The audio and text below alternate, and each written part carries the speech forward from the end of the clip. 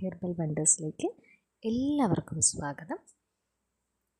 ഇന്ന് നമ്മൾ പ്രഗ്നൻസിയുടെ ആദ്യ ആഴ്ചകളിൽ ആദ്യമായി ചെയ്യുന്ന സ്കാനിങ്ങിൻ്റെ ചില സംശയങ്ങളെ പറ്റിയാണ് പറയുന്നത്.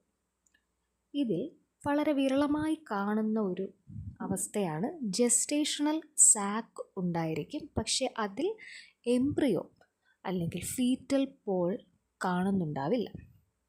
ഇതിൻ്റെ കാരണങ്ങൾ എന്തൊക്കെയാണ്, എന്തുകൊണ്ടാണ് ഇങ്ങനെ, ഇനി അടുത്ത വരും ആഴ്ചകളിൽ അതിൽ ഫീറ്റൽ പോൾ ഉണ്ടാവാൻ സാധ്യതയുണ്ടോ എന്നിങ്ങനെയുള്ള കാര്യങ്ങളാണ്. നമസ്കാരം, നിങ്ങളോട് സംസാരിക്കുന്നത് ഡോക്ടർ ലക്ഷ്മി മോഹൻ. അപ്പോൾ നമ്മൾ ഈ ഒരു സ്കാനിങ് റിപ്പോർട്ട് വെച്ച് ഈ ഒരു ഡീറ്റെയിൽസ് ഞാൻ പറഞ്ഞു തരാം. ഇതിൽ നമുക്ക് കാണാൻ സാധിക്കും മീൻ സാക്ക് ഡയമീറ്റർ 10.7 mm എന്ന്. മീൻ സാക്ക് ഡയമീറ്ററിൻ്റെ, അതായത് നമ്മളുടെ ജെസ്റ്റേഷണൽ സാക്കിൻ്റെ ഡയമീറ്റർ അനുസരിച്ച് ഏകദേശം എത്ര ആഴ്ചയാണ് ആ ഒരു ഗർഭത്തിനുള്ളത് എന്ന് മനസ്സിലാക്കുവാൻ സാധിക്കും.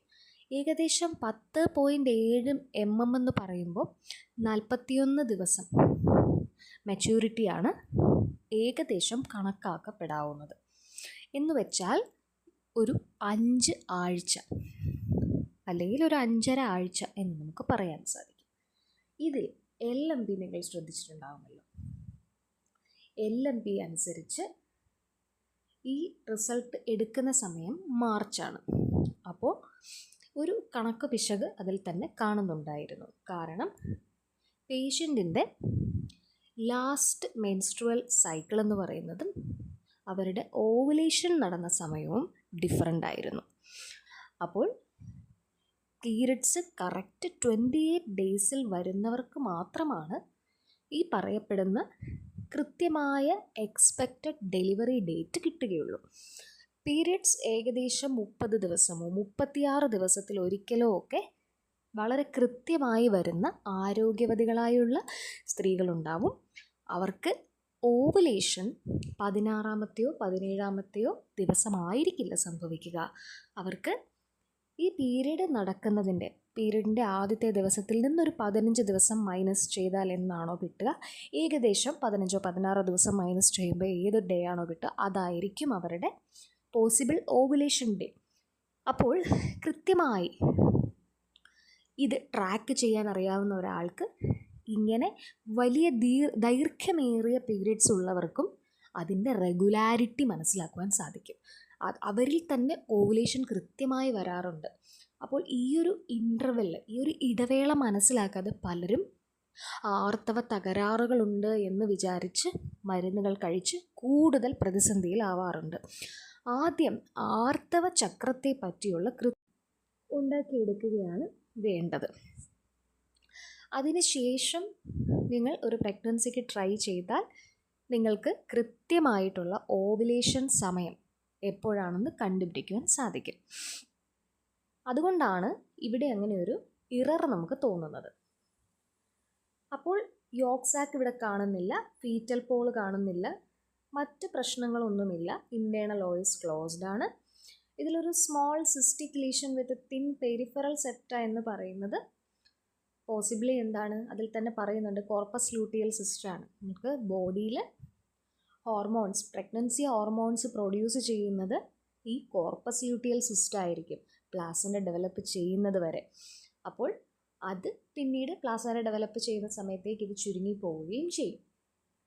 അപ്പോൾ ഒരു 10 ദിവസം കഴിഞ്ഞ് വീണ്ടും സ്കാൻ ചെയ്യാനായിരിക്കും നിങ്ങളോട് ഇത്തരം അവസ്ഥകളിൽ പറയുക. ചിലപ്പോൾ ഇത് ബ്ലൈറ്റഡ് ഓവം എന്ന് പറയുന്ന ഒരു കണ്ടീഷനും ആയിരിക്കാൻ സാധ്യതയുണ്ട്. ചില ആളുകൾക്ക് ഇതിൽ അനെംബ്രിയോണിക് പ്രഗ്നൻസി എന്ന് പറയും. ഇതിൽ എംബ്രിയോ ഉണ്ടാവാതെ അത് പിന്നീട് മുൻപോട്ടുള്ള ആഴ്ചകളിൽ ബ്ലീഡിംഗ് ആയി പോവാറാണ് സാധ്യത. അപ്പോൾ എല്ലാ കേസുകളിലും ഇങ്ങനെയല്ല. ഇത്തരം ആർത്തവ തകരാറുകൾ എന്ന് നിങ്ങൾ മനസ്സിലാക്കിയിരിക്കുന്ന ഈ ഒരു ഇടവേളയുടെ വ്യത്യാസം കൊണ്ട് നിങ്ങളുടെ കുഞ്ഞിൻ്റെ വളർച്ച കുറച്ച് ഡിലേ ആയതായിരിക്കാം. ശരിക്കും അത് കൃത്യമായി പോവുകയും നിങ്ങൾ ആർത്തവ ചക്രം വെച്ചിട്ട് ഈ ജസ്റ്റേഷണൽ ഏജ് കണ്ടുപിടിക്കുന്നത് കൊണ്ട് ആ സമയത്ത് ഉണ്ടാവില്ല, എംബ്രിയോ കാണില്ല. ആ ഒരു കാരണം കൊണ്ടാണ് എന്നുണ്ടെങ്കിൽ അടുത്ത ആഴ്ചകളിൽ നിങ്ങൾക്ക് തീർച്ചയായും ഫീറ്റൽ പോളും എംബ്രിയോയും ഹാർട്ട് ബീറ്റും എല്ലാം തന്നെ കിട്ടുന്നതായിരിക്കും. അപ്പം ഇത്തരം റിപ്പോർട്ടുകൾ കയ്യിലുള്ളവർ നിങ്ങളുടെ ആർത്തവ തീയതിയും നിങ്ങളുടെ ആ ഒരു ഓവുലേഷൻ അല്ലെ മെൻസ്ട്രുവൽ സൈക്കിളിൻ്റെ രീതിയും ആദ്യം ഒന്ന് മനസ്സിലാക്കുക. എന്നിട്ട് മതി നിങ്ങളിതിനെപ്പറ്റി വ്യാകുലപ്പെടുന്നത്.